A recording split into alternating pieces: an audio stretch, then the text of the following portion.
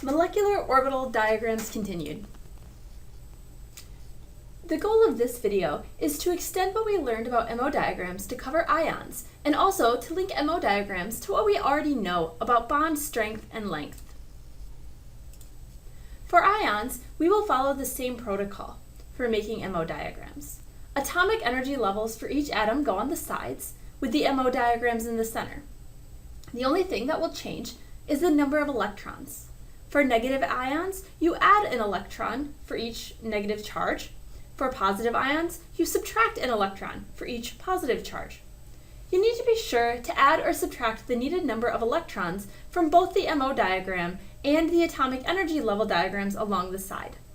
When deciding which atom to add or subtract the electron from, give a negative charge to the most electronegative element and give a positive charge to the least electronegative element. Let's do some examples. Here, we have started from the N2 diagram that we did in the last video. Now, let's look at N2 with a positive charge.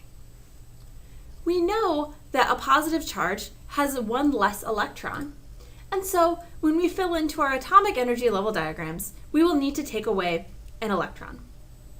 Here, it does not matter which atom I take it from because both of them are nitrogens. I need to be sure, since there's only one positive charge, to only take one electron though, so I simply pick one of the nitrogens. When I fill into the molecular energy level diagram, that means that I have one less electron. It would look like this. Now, let's move on and look at one of the minus ions. So here, I've started back sort of from N2, and I've added in an electron. Again, because both atomic energy level diagrams are nitrogen, it doesn't matter where I add the electron. And so I add the electron here. And when I add into the molecular orbital diagram, I also have one extra electron from the neutral N2 molecule. Moving on to N2 with 2 minus charge, now I have to add 2 electrons. I make it evenly distributed by putting 1 electron on each nitrogen, and then I fill in to the MO diagram, this time with 2 extra electrons. And again, I make sure to follow all of my rules for filling in electrons, and so what electron goes into each orbital. Now let's look at the bond order just for extra practice here. In N2 2-, we have 8 bonding electrons and 4 antibonding electrons. And so our bond order is 2. For N2 2-, we have 2, 4, 6, 8 bonding electrons and only 3 antibonding electrons, giving us a bond order of 2.5. We've already done nitrogen, but once again, it is 2, 4, 6, 8 bonding electrons with only 2 antibonding electrons.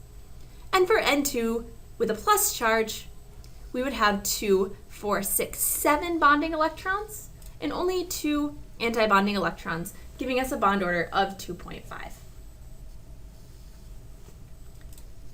Now, moving on a bit to link this with something that we talked about in Lewis structures, using these bond orders, let's talk about how bond strength and lengths work. So given the information that we found in the previous slide, which one has the longest bond? We can infer, based on our previous knowledge about single bonds being held together less tightly than triple bonds, that the lower the bond order, the longer the bond. In this case, our lowest bond order is N2 with a 2- charge, and therefore it has the longest bond. What about the shortest bond? The shortest bond is therefore the molecule or the ion with the highest bond order. And in that case, that's neutral N2.